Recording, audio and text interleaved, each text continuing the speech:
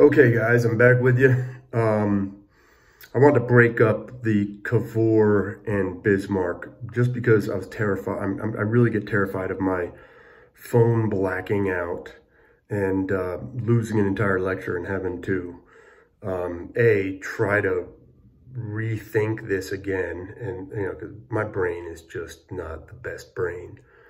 Anyway, it's good to be back. It was great to talk to you. And let's move on from Cavour and let's get into our boy Bismarck, who is one of the great characters, a remarkable politician, absolutely remarkable politician, served under Wilhelm I. And let me just give you let's go back to 1848 again. Well, let's go back to 1815 and the Congress of Vienna. And let's see what Congress of Vienna does. The Congress of Vienna creates a German confederation of 39 states. Okay.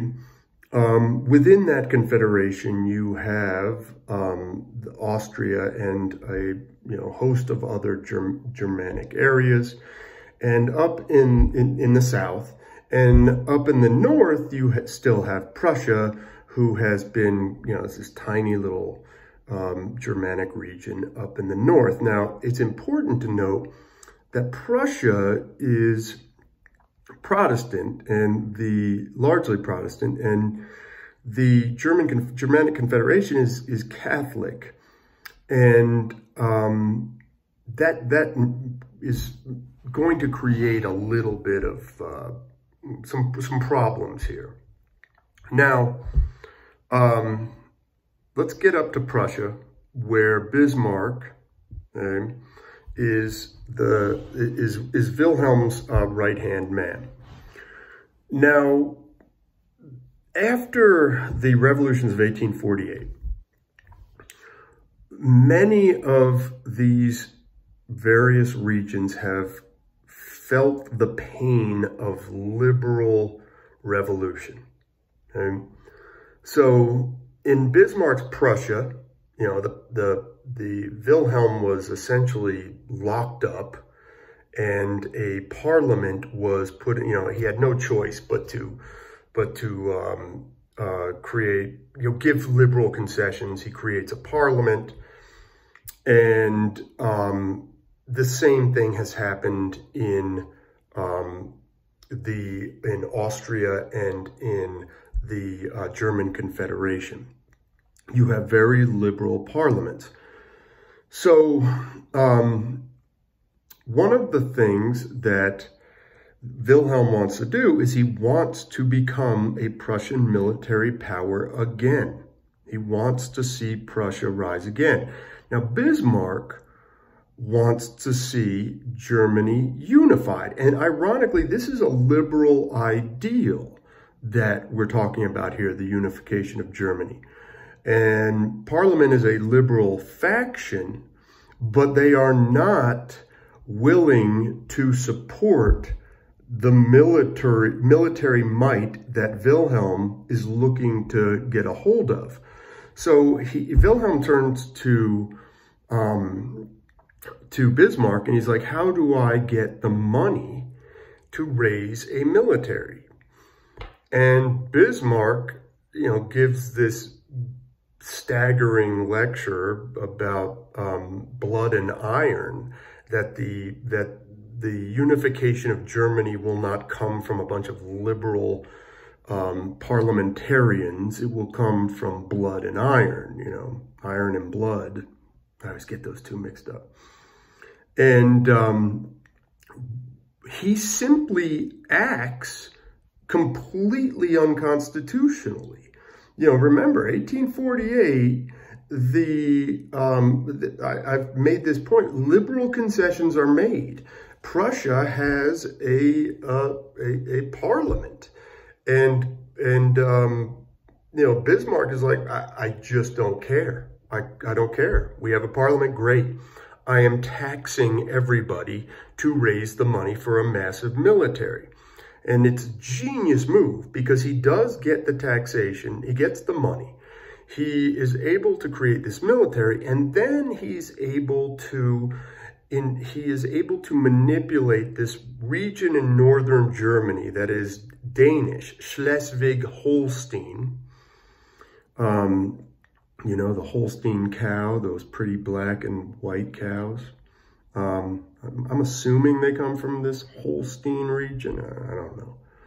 But he's able to provoke the Danish into a scrap. Now, he also, by the way, gets the Austrians, who represent that 39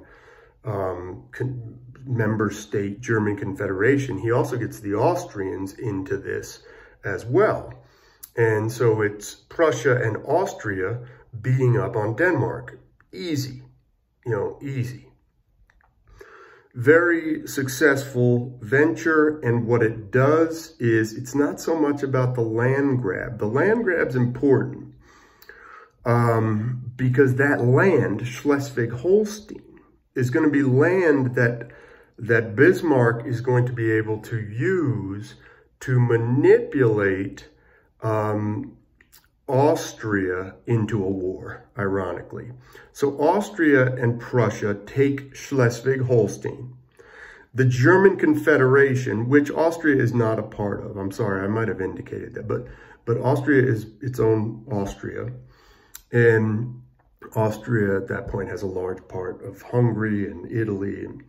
But the German Confederation is there, Austria is there, and Prussia is there. So Prussia and Austria go to war against the Danish, and they take Schleswig-Holstein.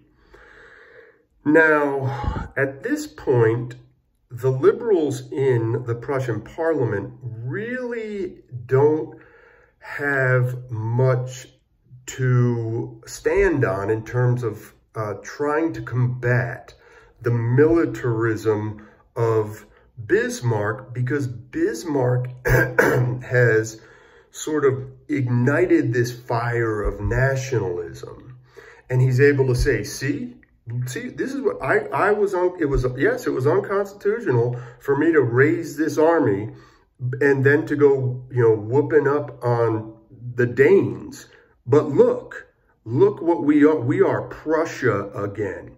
Okay, we are getting the power that we had at one point prior to the Congress of Vienna, you know, creating this confederation and Austria and Prussia. Let's unify. And he starts to get a lot of support in this nationalist unification process. Well, the next step is to get a war, you know, with Austria, the Austro-Prussian War. And this is the 1870, by the time he's, you know, getting these wars going. Check my dates, but, you know, 68, I think, is Schleswig-Holstein, and then 70 is Austria. Now, how does he get Austria to fight? Well, he uses Schleswig-Holstein. He simply, he knows he's got this territory that Prussia and Austria are governing. And he knows at any time, when the time's right, he can use it as a justification for provocation. So the Austrians will try to give governance of Schleswig-Holstein to the German Confederation, at which point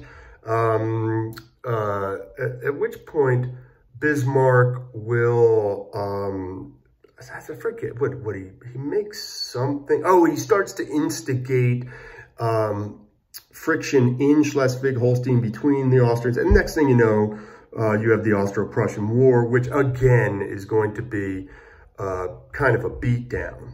Okay? And at that point, he's able to bring Austria and the German Confederation into a largely unified German state.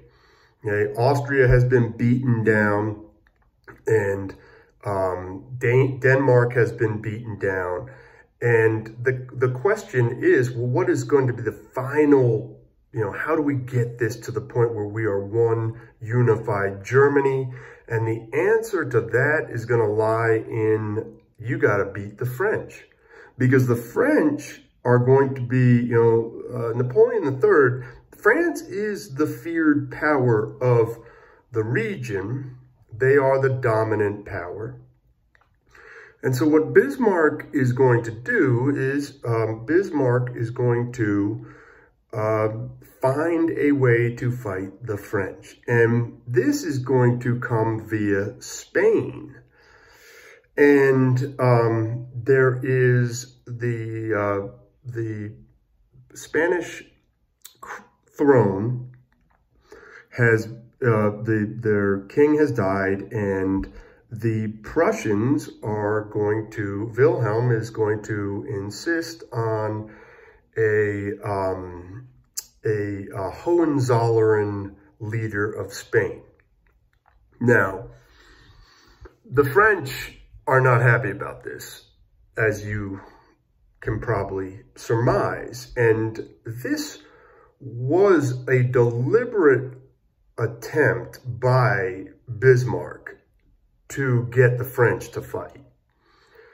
The French send notice to Wilhelm I, and they are like, look, this is cool, but we're going to have to insist that after this Hohenzollern king serves out his term, you don't put another Hohenzollern on there. It's not a Hohenzollern monarchy. And this is where the Ems telegram comes in, EMS.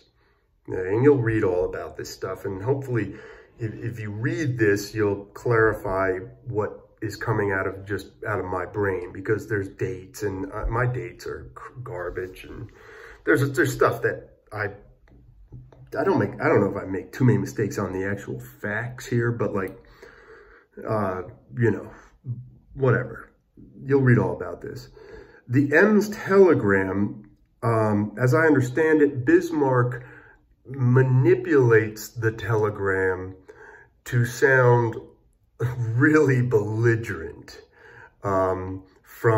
It's from Wilhelm is sending it back, and apparently I think it's like Wilhelm is like, yeah, it's cool, no more Hohenzollern, and then I believe with the Ems telegram, Bismarck manipulates it so it's really insulting, and therein lies the Franco-Prussian War. Now, as you guys know, the Prussians are going to defeat the French in the Franco-Prussian War. But it's one of the things that's really kind of an interesting, and by the way, with the defeat of the French, Bismarck has unified Germany. Okay? But one of the coolest parts of the Franco-Prussian War is Paris. So Paris is already rebelling themselves against Napoleon III. And you throw on, then you have the French fighting against the Prussians. So they're dealing with this is the Paris Commune, okay? They're known as communards. And as you know, with the French, the French can be a real problem, or the Parisians can be a real problem for the French government, never mind the Prussians. So, the Prussians have all but defeated France, and and all they have left is Paris, and the barricades are up, and so Bismarck just authorizes the absolute bombardment of Paris, and this is important because Marx saw the Paris Commune as his he was like, this is how it works. This is Karl Marx. He always talked about the Paris Commune like, yeah, that's right on. That's how it's supposed to work. And so Bismarck just bombards the heck out of them. The French government will reach an agreement with Bismarck, and then they and Bismarck will be bombing Paris until Paris is forced to surrender. Long and short of it, through the defeat of the Danish, the Austrians, and the French, Bismarck is able to unify Germany. And one of the great ironies with Bismarck is the fact that he unites Germany through military might, but the reason Wilhelm II fires him, essentially, is because Bismarck does not want this massive navy and massive military buildup. His great line to Wilhelm II is, Wilhelm II's like, we need a navy, and Bismarck's like, if anybody comes to our shores, I shall have them arrested. Saying, I've got the best army in Europe. I don't care about a navy. And this is where he and Wilhelm II will break, and subsequently Bismarck will be fired. And Germany will be unified until, 1945, when the Russians and the French and British and American forces will split up this unified Germany once more. Anyway, the assignment I give you will be to read up on Bismarck and Cavour, and then we will go into review mode, up to this point. It was great talking to you guys. Love you, and we'll see you. Keep fighting the good fight.